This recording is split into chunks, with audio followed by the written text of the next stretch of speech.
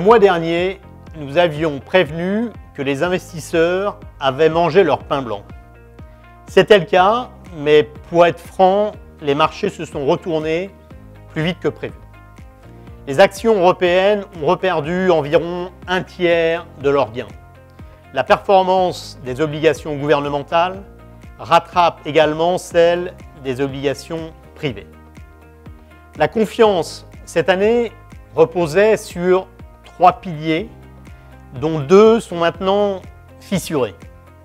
Premièrement, les discussions commerciales se sont fortement dégradées.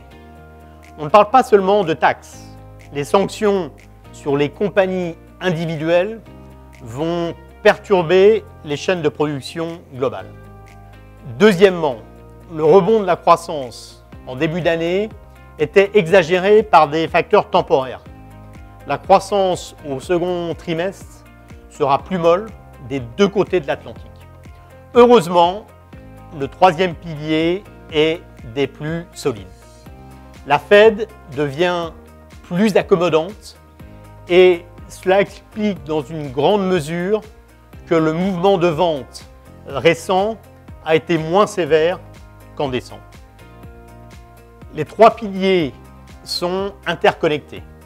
La guerre commerciale est une menace pour la croissance mondiale et de toute évidence, l'économie américaine n'est pas à l'abri.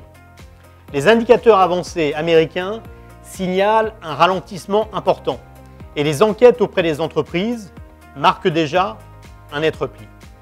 Le risque de récession grandit, ce qui va inquiéter le marché pendant un moment. Les incertitudes concernant le Brexit et l'Italie vont également perturber durant l'été. Heureusement, une Fed plus accommodante devrait limiter les dégâts. L'inflation n'a pas suivi le script habituel. Et maintenant que l'économie ralentit, le risque d'une surchauffe disparaît. Nous prévoyons toujours des baisses de taux de la Fed en 2020, mais les chances d'une action anticipée augmentent rapidement.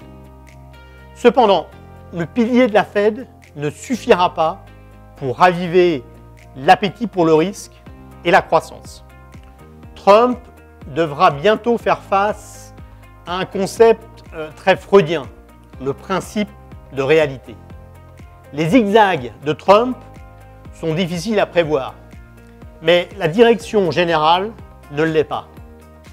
Il veut être réélu en 2020 et il ne peut tout simplement pas se permettre un atterrissage brutal de l'économie. Attendez-vous à un assouplissement de ses positions commerciales à la rentrée. Nous avons réduit notre prise de risque en diminuant notre surpondération sur les actions et le crédit. Mais nous continuons à anticiper que ces classes d'actifs vont surperformer d'ici la fin de l'année. En particulier, nous conservons une surexposition au crédit. Les spreads de crédit se sont légèrement écartés. Et il est difficile de résister au carry lorsque les rendements obligataires sont aussi bas. À moins que vous ne croyiez à une récession, ce qui n'est pas notre scénario. Nous prévoyons de prendre davantage de risques plus tard cette année, quand au moins 2 piliers seront solides. Une fois que la Fed et Trump auront adopté une position plus souple, les actifs risqués se reprendront.